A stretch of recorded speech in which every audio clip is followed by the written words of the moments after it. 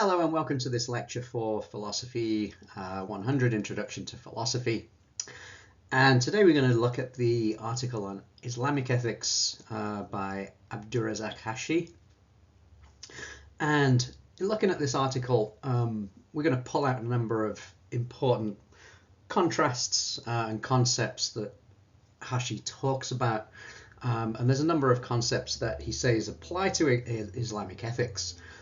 So I want to distinguish what those ideas are about and to specify the way in which they apply to Islamic ethics, and to talk about the contrasting principles, and to get a sense of the sort of picture he's drawing of what Islamic ethics is all about.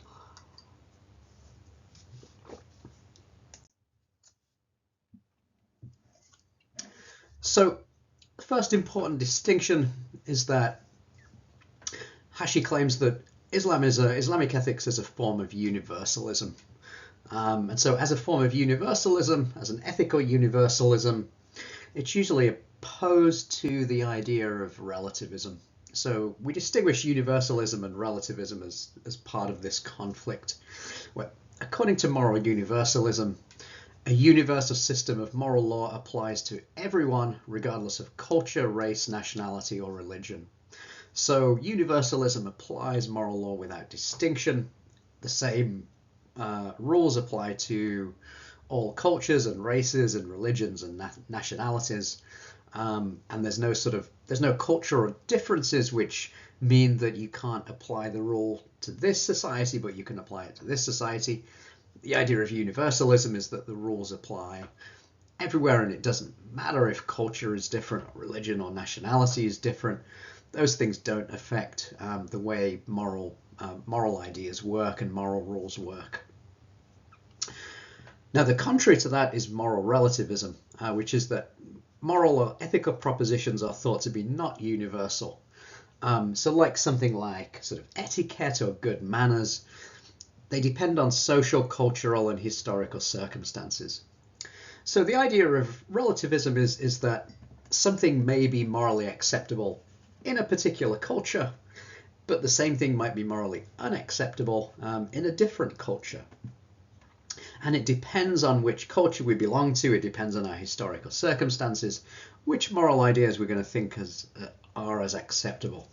And according to relativism, that's just how things should be, because there are no standards or rules that cut across cultures and that are universal and apply to everybody. So you can see the conflict here. As a system of universalism, Islamic ethics is going to deny the idea of moral relativism, and it's going to say that it's not true, that ethical propositions depend on social, cultural, and historical circumstances. They're not defined by those things. In fact, they're universal rules that apply regardless of culture, society, and historical circumstances. So, according to Islamic ethics, ethics are not defined by feelings, culture, or convention. So they claim that there are universal standards that apply to everybody. It's worth asking, are there universal standards? What kind of moral norms would be the kind of thing that might apply to everybody? What kind of moral norms might be universal? So those are the things that Islamic ethics is concerned with, a belief in universal moral truths about human beings and their behavior that don't depend on different cultural and historical and social circumstances.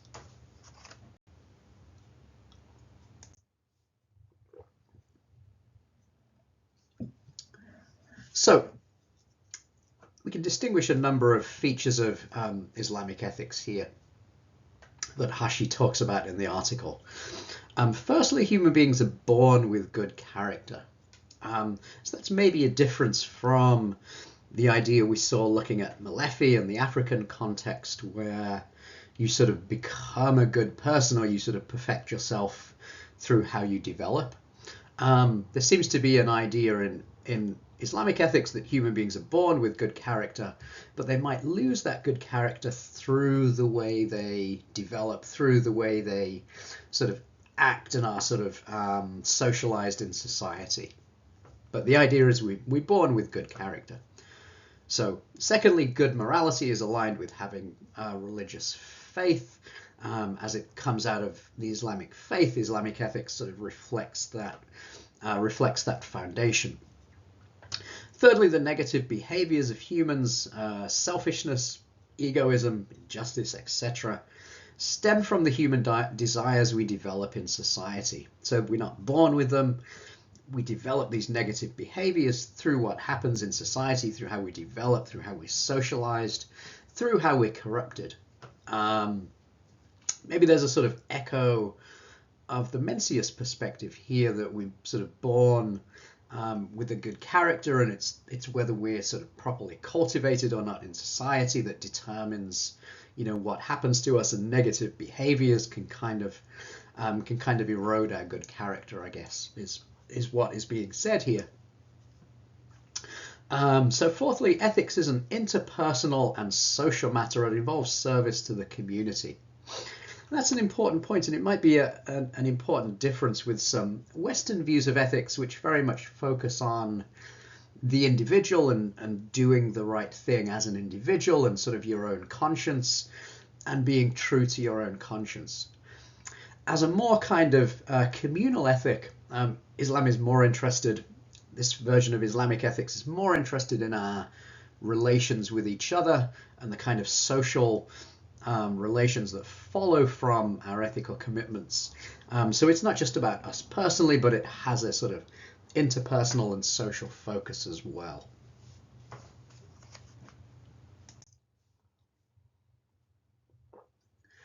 Now, another claim that Hashi makes here is that ethics is transcendental. And the idea here is that the determination of what is ethical and what is not comes from God. So it comes from the divine.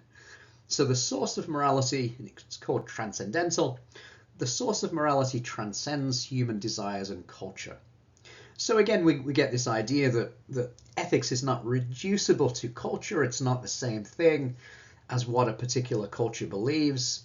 It's not reducible to sort of human desires and human needs and how they play out. It's rules given by God, rules that come from the divine. And this has been called the divine command theory of ethics. And it makes ethics depend on what God wills, on God's voluntary choice. Something is good because God wills it and God recognizes it, not because God recognizes it to be good, but because it's willed by God. So God's will or God's command is the whole of ethics. Ethics come from God's law, and it's not sort of reducible to society, culture, or individual desires. And there's an argument in Plato's Euthyphro about this idea of God's commands instantiating ethics. And it's actually a critique of the divine command theory. And Plato's critique in the Euthyphro of the divine command theory tells us that ethics comes from God and its laws decreed by God, and that's what defines whether something is ethical or unethical. So in the Euthyphro, Plato sets out these two options. Either things are good because God approves them, or God approves of things because they are good. Now, if you choose B here, it means that it's not actually, in other words, God approves of things because they are good, then it's not actually God commanding things, right? There's an independent standard of goodness, and God has to recognize that standard and only approve the things that are good. The divine command theory requires option A. Things are good because God approves of them. They're not, in other words, God doesn't approve of them because they are good, but they become good. They are good precisely because they are approved and affirmed by God. So in step 2, we see that this makes morality contingent, and God seems to be arbitrary, in the sense that if this is the understanding, then God could decree anything to be good and it would thereby be good, regardless of the nature of that thing. So it carries a certain arbitrariness to it, in the sense that anything could be decreed, anything would thereby become good, and it seems to make our view of what's good and what's not entirely contingent. In other words, entirely dependent on a kind of non-ethical fact of whether it's willed by God. So if we want to say that morality isn't contingent and it's not arbitrary in that way, we have to, according to Plato, we have to reject the divine command theory. So a lot of Western ethics comes out of this move of rejecting a sort of divine source for ethics, and then relying on our sort of on our common reason to try and work out where ethics comes from and what kind of standards we can work out based on our reason. But a divine command theory is one that associates ethics not with human reason, not with society, not with culture, but with the demand that comes from God.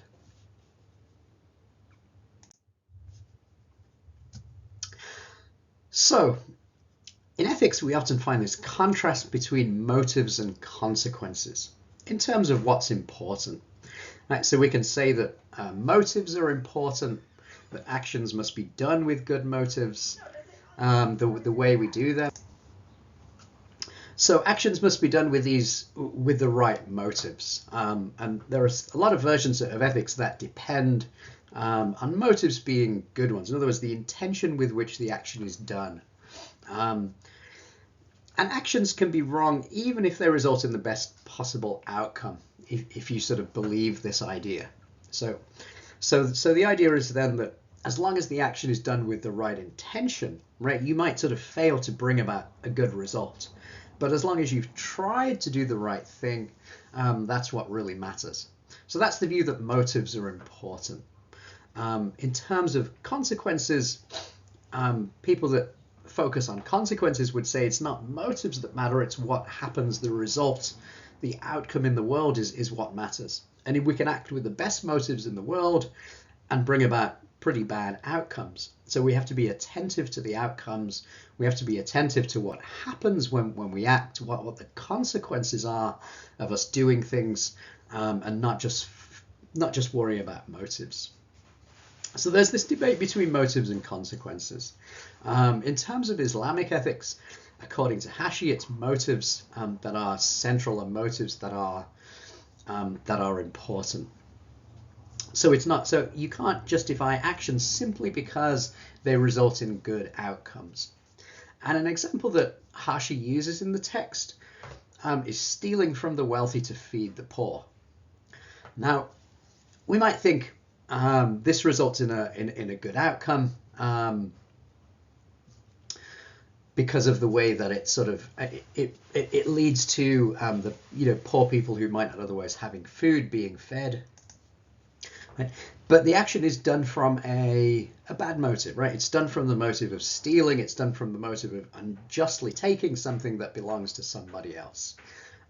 So that means that even though it might lead to good outcomes, good consequences, it's not an ethical action. And that's typical of a view that kind of prioritizes motives, that focuses on motives, right? Even if you do something that results in a good outcome, if the motive or the intention is wrong, if it's an intention to steal or wrong somebody in particular, then it can't possibly be ethical.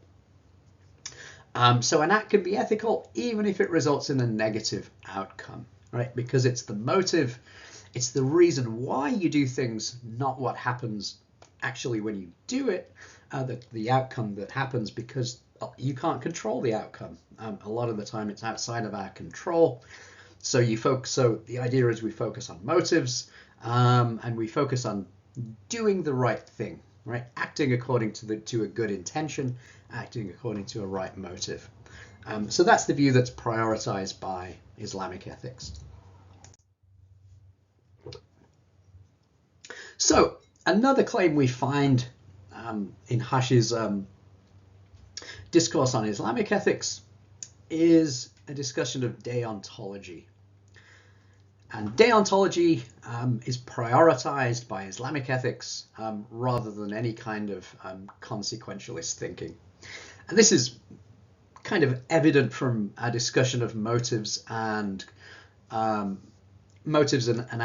or motives and consequences already, I think. And we can spell this out in terms of the idea of deontology. So deontology, an ethical theory that suggests an individual should act based on what they believe to be morally right, regardless of the consequences. So it might be something like keep your promises, tell the truth, don't kill anyone. It tends to be framed in terms of rules that don't have exceptions. That's a typical sort of belief of deontology. Sometimes it's about the idea of rights, that individuals have rights that cannot be violated, regardless of what the outcome would be if you violate those rights. They're simply inviolable. So deontology sets up these sort of these firm barriers towards doing things that are seen as wrong, that are seen as morally wrong, and it believes in hard and fast rules that apply in all cases. So the rightness or wrongness of an action is determined by its inherent nature, right? What the nature of the action is, and can't be affected by any of its consequences. So to return to our example, stealing is stealing, regardless of whether it's done to help somebody who's poor, regardless of whether it's done to distribute wealth. Deontology says the inherent nature of the action is wrong, and the consequences are irrelevant. So that a morally right action should be performed even if the immediate result of it is negative, if it leads to bad consequences. In other words, because all you've got to do is do the right thing and not worry about the consequences. So a couple of examples here. We can imagine telling the truth no matter what may sometimes lead to unfavorable outcomes. So the example here which is a kind of trivial example, it would be wrong if a husband lied and told his wife he liked her dress. That's a rather extreme example. I think there's a difference between sort of those kind of examples and ones where something kind of more serious is at stake. Humility, showing modesty and not taking credit for something you don't deserve. It would be wrong to accept a prize when you feel someone else did better. Perhaps that's true as well, that it would be that sort of your feeling for not taking credit for something you don't deserve. So it's not, I guess the sort of thrust of these examples is it's not about the consequences, it's about this sort of idea of whether something is right or whether something is wrong, regardless of what happens, and regardless of what happens as a result of doing it.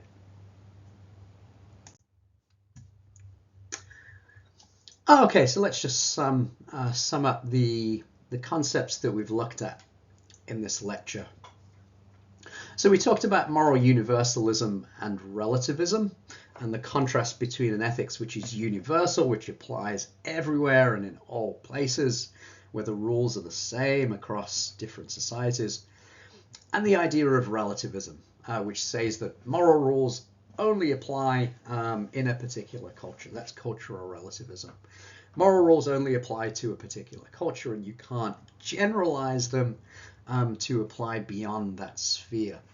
So it locates morality as part of culture, and there are no kind of universal rules that apply to everybody. As we saw, Islamic ethics believes in the idea of moral universalism and doesn't believe in the idea of cultural relativism. As we saw, it also believes that ethics is transcendental. In other words, it comes from a divine source. And we looked at that idea, and we looked at a sort of critique of that idea that comes from Plato, about ethics having a divine source, and whether whether that makes sense, and what the consequences of that idea are. But that's certainly an idea that's affirmed in versions of Islamic ethics. We talked about the difference between motives and consequences as well. Motives, the reasons or the intentions why we do things, and consequences, the results or the outcome of what we do. And as we saw, some theories will prioritize motives or intentions. Other theories will prioritize consequences.